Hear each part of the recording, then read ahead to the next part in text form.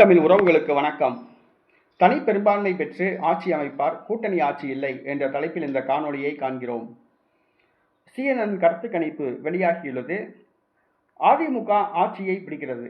அதிமுக தனி பெரும்பான்மை பெற்று ஆட்சி அமைக்கிறது. எடப்பாடி பழனிசாமி தமிழ்நாட்டின் முதலமைச்சராகின்றார்.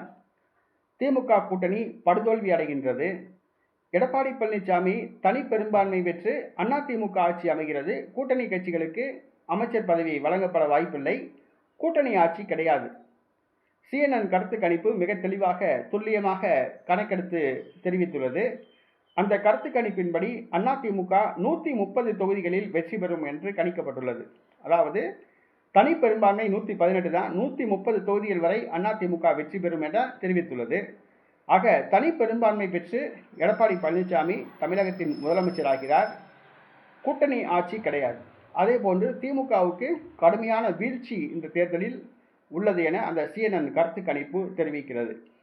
இப்போ இந்த முறை கூட்டணி ஆட்சி தான், யாருக்குமே பெரும்பான்மை கிடைக்காது அப்படிங்கிற ஒரு எண்ணத்தில் தான் அதிமுக திமுகவுடைய கூட்டணி கட்சிகள் காத்திருக்கின்றன. அதாவது விடுதலை சிறுத்தை கட்சி, காங்கிரஸ் கட்சி, பிரேமலதா, மதிமுக, கம்யூனிஸ்ட் கட்சிகள் இவங்களாம் திமுகவுக்கு பெரும்பான்மை கிடைக்காது, திமுக ஆட்சியை பிடிச்சா நம்ம தயவு இல்லாமல் ஆட்சி அமைக்க முடியாது, அப்போ நம்ம கட்சியை சார்ந்தவங்க அமைச்சர் ஆகலாம் அப்படின்னு நம்பி காத்துட்டு இருந்தாங்க. ஆனால் திமுக படுதோல்வியை சந்திக்கிறது. அதே போன்று அதிமுகவுக்கு பெரும்பான்மை கிடைக்காது, நம்ம தயவு இல்லாமல் அதிமுக ஆட்சியை பிடிக்க முடியாது, ஆட்சி அமைக்க முடியாது என பாரதிய ஜனதா கட்சி, அம்மா மக்கள் முன்னேற்ற கழகம், பாட்டாளி மக்கள் கட்சி இவையெல்லாம் நினச்சிட்டு இருந்தாங்க.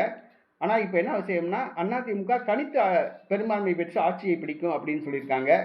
ஆக வருகிற சட்டசபை தேர்தலில் அதிமுக பாஜக கூட்டணி பெரும்பான்மை பெற்று ஆட்சி அமைக்கிறது. CNN கருத்து கணிப்பு தெரிவிக்கிறது. எடப்பாடி பழனிசாமி மீண்டும் முதலமைச்சர் ஆகின்றார்.